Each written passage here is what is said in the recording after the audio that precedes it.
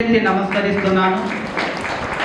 అలాగే ఒక రాజకీయ నాయకుడికి లేనంత అంత అనుకున్నా నేనే మా పరిగి స్తంభాలకు బస్టాండ్కు ఇక్కడ ఉన్నటువంటి సంధ్యా 70mm థియేటర్ లాగా ఉన్నటువంటి పోస్టర్ను ఆవిష్కరించినటువంటి మా టీఆర్టీ ఉపాధ్యాయ బృందానికి, మా మల్లేశం సార్ టీంకు, అలాగే ఇక్కడ ఈ ఫంక్షన్ హాల్కు 8,000 అడితే 4,000కు బేరం ఆడుకున్నా.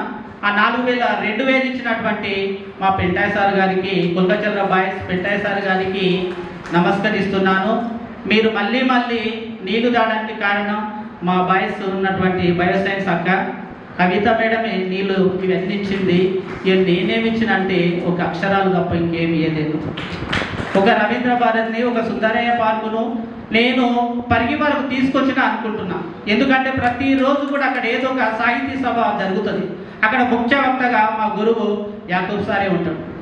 దూరవేట్ సార్ అంటే మా గోరేటి వెంకన్న సార్ అంటే ప్రపంచానికి అవధులు లేకుండా ప్రయాణిస్తుంటాడు. కానీ మా ఇంటి మూత, మా పెద్ద దర్వాజా మా నాన్న దూరవేట్ సార్. నేను ఇట్లా తయారు కావడానికి కారణం దూరవేట్ సారి ప్రతిరోజు. అలాగే మా మల్లారెడ్డి సార్. అట్లనే నేను హమారా సఫార్ అని గుండెల్లో దాచుకున్న మా తులజరామ్ సార్. ఇట్లా మా నాయన తర్వాత మా నాయన అనుకునే మా అన్న మాట నేను ఇప్పటి వరకు కూడా జవదాటలేదు.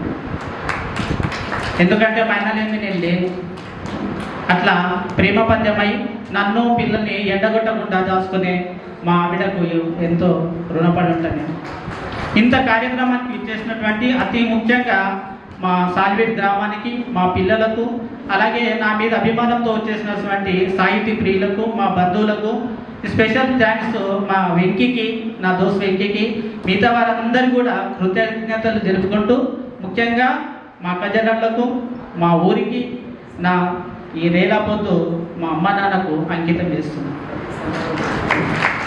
ఇంతటితో నేను ఇంకేం చెప్పలేను. ఈ పుస్తకంలో మరి ఏముందంటే మా ఊరుంది. మా ఊరి బాటలో నడిస్తే మనుషులు ఉన్నారు. ఆ మనుషులకు తగిన గాయాలు ఉన్నాయి. ఆ గాయాలను దించుకునే వాక్యాలు ఉన్నాయి. ఆ వాక్యాల మధ్య ఒక పోషమ్మ గుడి, ఒక కత్వా, ఒక నమోజ్ గడ్డ, ఒక పెట్టి పెద్దమ్మ, ఒక ఉస్మాన్ తాత, ఒక మా అమ్మ పట్టగొలుసులు, మా నాయన కొట్టే డప్పు, ఇవి ఉన్నాయి. ఇవే నేను కవిత్వం చేసుకున్నా. ఇవి వికారాబాద్ జిల్లా ప్రాంతపు మట్టి భాషలో చేసుకున్నా అని చెప్పడానికి గర్వపడుతూ మీ అందరూ భోజనం చేసి వెళ్ళాలని మనస్ఫూర్తిగా కోరుకుంటూ ముగిస్తున్నాను. Thank you.